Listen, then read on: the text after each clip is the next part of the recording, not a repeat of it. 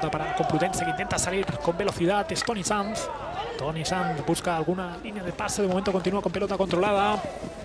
Perdió la pelota, pero será falta favorable a la Complutense.